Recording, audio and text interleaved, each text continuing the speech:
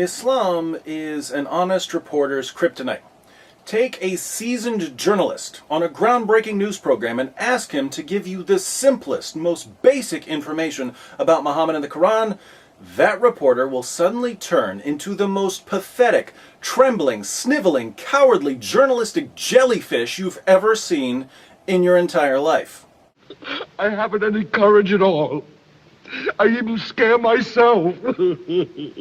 Since all the Scooby snacks in the world won't convince anyone in the mainstream media to flee the fortress of dimitude, the task now falls to viewers like us to demand some degree of journalistic integrity. We can do this by watching various news specials about Islam and exposing the endless supply of false claims and misrepresentations they assume we're too stupid to spot. If the networks start losing credibility over their dishonest reporting, if their inaccuracies become a source of embarrassment, maybe they'll be a bit more careful the next time they decide to do a puff piece on the religion of puff piece. Is my nose bleeding? There are plenty of news programs out there in dire need of a good public flogging, and I intend to go through as many of them as possible in the coming months. But where do we begin? Well, to keep things simple, let's go alphabetically. ABC News masterfully demonstrated what we might call the frightened ostrich method of reporting in their 2020 special, Islam, Questions and Answers. Our questions about Islam were answered by Diane Sawyer, Bill Weir, and Lama Hassan, the three blind mice of prime-time political correctness. Let's see how they run. We're just like everybody else. Being a Muslim in America, in my opinion, doesn't make me any different than anyone else. 110% American. If ABC had called this program What Westernized Muslims Believe, I wouldn't have a problem with Muslims saying we're just like everyone else. But this program is called Islam, Questions and Answers. ABC is supposedly giving us information about Islam, not about Westernized Muslims who wouldn't know the Quran from a phone book. What does Islam teach about Muslims? Chapter 3, verse 110 of the Quran says to Muslims, "You are the best of peoples ever raised up for mankind." Muslims are the best people in the world. How about Jews and Christians? Surah 98, verse 6 reads, "Verily, those who disbelieve in the religion of Islam, the Quran, and Prophet Muhammad, from among the people of the Scripture, Jews and Christians, and al-mushrikun will abide in the fire of hell. They are the worst of creatures." We are the worst of creatures. Muslims are the best of peoples. According to the Quran, then, are Muslims just like everyone else? Not a bit. ABC had a chance to explain this, but accurate information about Islam just wasn't a priority in their 2020 special on Islam. In the beginning, Adam and Eve. Though in Islam, God created them equally out of dust, not one from the other. Adam and Eve were created equally from dust, according to the Quran. Diane doesn't give us a reference for this lovely teaching, and she couldn't if she tried because the Quran doesn't say it. What does the Quran say? Surah 4:1, "O mankind, be dutiful to your Lord, who created you from a single person, Adam, and from him, Adam, he created his wife, Eve." Surah 7:189, "It is he who hath created you from one person, and out of him produced his wife, that he might dwell with her." If that's not clear enough, in Sahih al-Bukhari 33:31, Muhammad said, "Woman is created from a rib." Are men and women created equally from dust in Islam? Only if Diane Sawyer turns out to be a higher authority than Muhammad and the Quran. Good luck with that, Diane. And until Jesus comes, in the Quran, he sits at the right hand of God. Jesus sits at the right hand of God. That's what Christians believe, but is that what the Quran says? Once again, no chapter, no verse. Why? Because the Quran never says it. The Quran does say in Surah 3:55 and Surah 4:158 that Allah raised Jesus to himself, but that's not the same thing as saying that Jesus now sits at the right hand of Allah. According to Muhammad in Sahih al-Bukhari 34:30, Jesus is in the second heaven with John the Baptist, several heavens away from Allah, certainly not at Allah's right hand. And also in the Quran, the heart of Islam, Muhammad's 5 pillars. Sorry, Diane, but the 5 pillars don't come from the Quran. They come from the Hadith. You won't find the Shahada in the Quran. You won't find pray 5 times a day in the Quran. You won't find a list of 5 pillars in the Quran. I'm pointing this out because this is as basic as it gets, and you're not even getting this right. No, the reality is that the vast majority of Muslims in the United States are not mosque attending kinds of Muslims, and that's okay. It's okay for Muslims to do other things when they're supposed to be at the mosque? Seriously? In Sahih al-Bukhari 657, Muhammad was about to burn Muslims alive and burn their houses to the ground because they didn't show up for prayer. It seems Muhammad took this whole mosque thing pretty seriously. But not to worry, all you Muslims who don't want to go to the mosque. ABC News has a thoroughly westernized Muslim woman telling you it's okay to ignore your prophet's commands. And Muhammad said that we should all be tolerant of each other's religion. No source, Diane? No chapter and verse? I hereby invite anyone from any planet to show me where Muhammad said we should all be tolerant of each other's religions. Never happened. But Muhammad did say, fight those who believe not in Allah. O you who believe, fight those of the unbelievers who are near to you and let them find in you hardness. Muhammad is the messenger of Allah, and those who are with him are severe against disbelievers and merciful among themselves. I have been commanded to fight against people till they testify that there is no God but Allah. O you who believe, do not take the Jews and the Christians for friends, they are friends of each other. I will expel the Jews and Christians from the Arabian Peninsula and will not leave any but Muslims.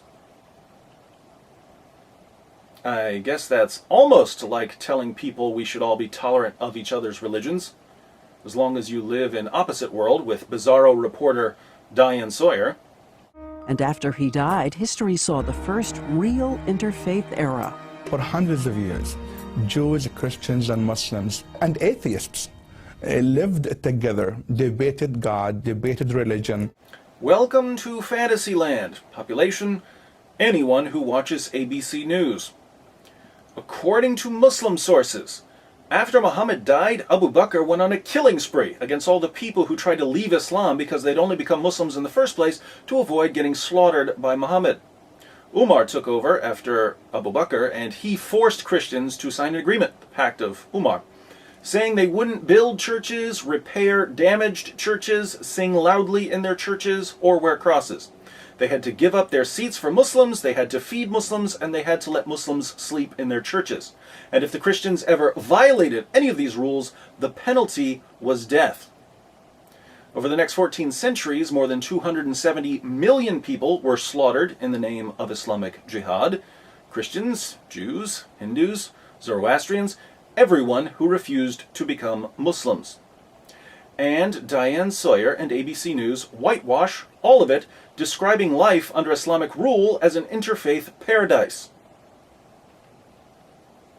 It's kind of offensive, isn't it? Is it true, though, that those words should then supersede anything he said earlier? Not at all. In Surah 2:106 and Surah 16:101, the Quran says that later teachings abrogate earlier teachings. Not at all. Muhammad said that later teachings abrogate earlier teachings. Not at all. All classical Muslim scholars said that later teachings abrogate earlier teachings. Not at all. Who challenges the doctrine of abrogation? ABC News. So there you go, 14 centuries of Muslim scholarship and reality itself get tossed out the window. While a fundamentalist Muslim follows Muhammad's instruction to fight the infidels, moderate scholars argue the infidels he was talking about were specific enemies that have been dead for 1,300 years. Wow. Muhammad's violent teachings only applied to a few enemies for a certain period of time. Of course, Muhammad didn't interpret it that way. The rightly guided caliphs didn't interpret it that way. Muhammad's companions didn't interpret it that way. Centuries of Muslim leaders and scholars didn't interpret it that way. But none of that matters, because world-renowned Quran scholar and theologian Bill Weir tells us that when the Quran says to Muslims, fight those who believe not in Allah, it doesn't really mean what it says. Maybe we can get Bill to write his own commentary. He could explain why 14 centuries of Muslims didn't understand the Quran at all. And the Quran only calls for jihad against invaders threatening a Muslim home. I'll tell you what, Bill, I'll read the verse, and you tell me where you're getting confused. Surah 9:29. Fight. Fight whom? Fight invaders? No. Fight those who believe not in Allah. So this is fighting people based on what they believe. Fight those who believe not in Allah, nor the last day, nor hold that forbidden which hath been forbidden by Allah and His Messenger, nor acknowledge the religion of truth from among the people of the book, that's Jews and Christians, until they pay the jizya with willing submission and feel themselves subdued. Does that sound like it has anything to do with fighting invaders? No. Do you know why? Because it has nothing to do with fighting invaders. It's a command to fight unbelievers. And when this verse was revealed, Muslims began their long tradition of offensive jihad, fighting to subjugate all non-Muslims. You won't learn any of this from ABC News, though. Is there anything in the Quran that promises 72 virgins for a holy martyr? I don't see any evidence in the Quran for the pledge of 72 virgins. This notion of 72 virgins actually comes from a mistranslation, with the real translation being 72 raisins. There are actually two separate errors here. Irsad Manji seems to think that the number 72 comes from the Quran. It doesn't. That comes from the Hadith. Then she tells us the Quran doesn't say Muslims will get virgins in paradise, it says they'll get raisins. So the houris of the Quran are raisins, not virgins. This is a mangled edition of an argument by Christoph Luxemburg. The main problem with Irsad Manji's claim is what the Quran says about these houris. The Quran says Muslims will marry the houris. It says the houris will be chaste and beautiful. It says the houris will have beautiful eyes and large breasts, and that they'll love their husbands. It's fine with me if Irsad wants to translate houris as raisins, but if she does, Islam just got a lot creepier. He says bestsellers like The Way of the Muslim are often quoted in place of the Quran and contain dangerous ideas. Which means the blood money or the compensation for killing of the disbeliever is half of the blood money of the Muslim man. When you devalue the life of non-Muslims, that is the root cause of the problem. Terrorism is the last step. Now, this is just hilarious. Radical Muslims are quoting books in place of the Quran, and they're using these modern books to justify killing.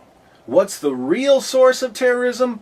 Devaluing the lives of non-Muslims by saying that the blood money for killing a non-Muslim is half as much as the blood money for killing a Muslim.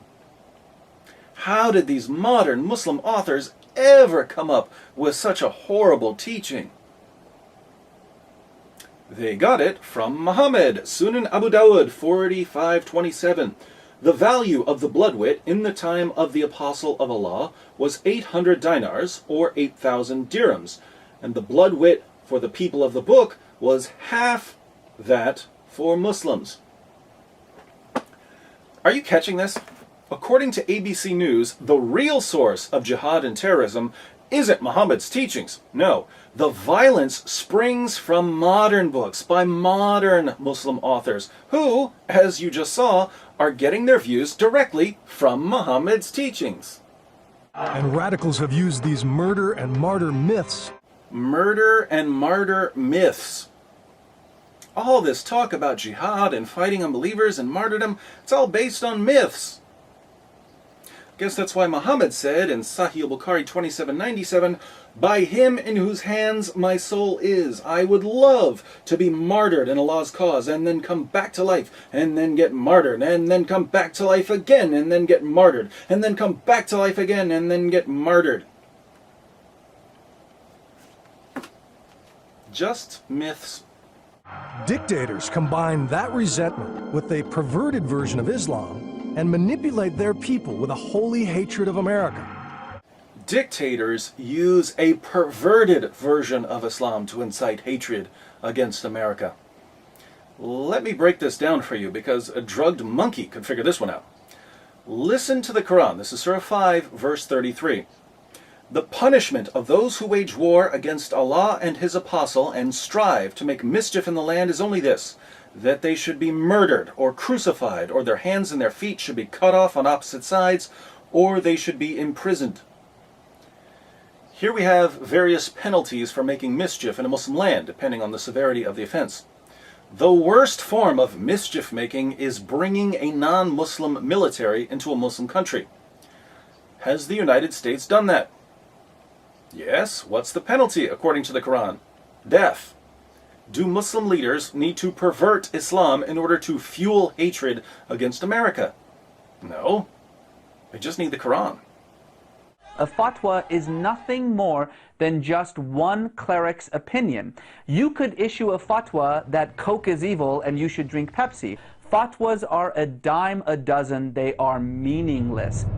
Fatwas are meaningless? No more than opinions? Fatwas are rulings by Muslim scholars based on Muhammad's teachings. They don't carry any additional weight beyond the quotations from Muhammad and the Quran, but they're definitely not meaningless. They contain the commands of Allah and Muhammad. Does the Quran teach the practice of al-taqiyya, lying to non-Muslims to advance and protect Islam?